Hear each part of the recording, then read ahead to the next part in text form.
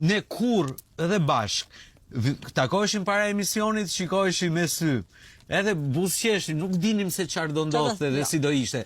Po kur nuk kemi shkëmbyer një gjë kundër njërit apo pro tjetrit. Në shumë vite që kemi bashkëpunuar bashkë. Po prandaj ka funksionuar programi se ndryshe. Dhe po të them një rast, a them këtu te Arbana sot për herë të parë, unë u largova nga Top Channel për një koment që bëra në lidhje me opinionistë e Big Brother, duke përfshirë dhe ty.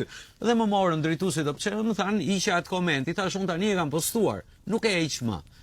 Dhe nuk e hoqa, më dhanë një pezullim dhe më thanë, nëse nuk e heq do largohesh ti. Okej, thash unë, largohem unë, po unë postimi nuk e heq. Dhe unë u largova nga Top Channel për një postim që nuk e hoqa. Do thoshe ti, a bëre mirë, a bëre keq, edhe unë e kam menduar, a bëra mirë, a bëra keq. Në fundi ka momenti që mendoj, po pse u mora dhe unë për një postim se mund ta hiqja.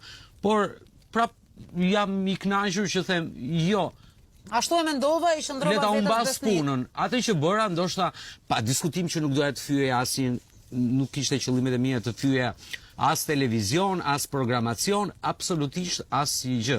Ndryshe do isha idiot që duke punuar aty të bëja një gjë të tillë. Ishte thjesht për të rregulluar apo për të thënë diçka, ndoshta edhe emocionalisht nga momenti duke u nisur si shumë i përfshirë Big Brother, po unë u largova muajin e fundit nga përputhen, më larguan, nuk u largova, si i thonë domethënë, u hoqa nga puna për një status që nuk e hoqa.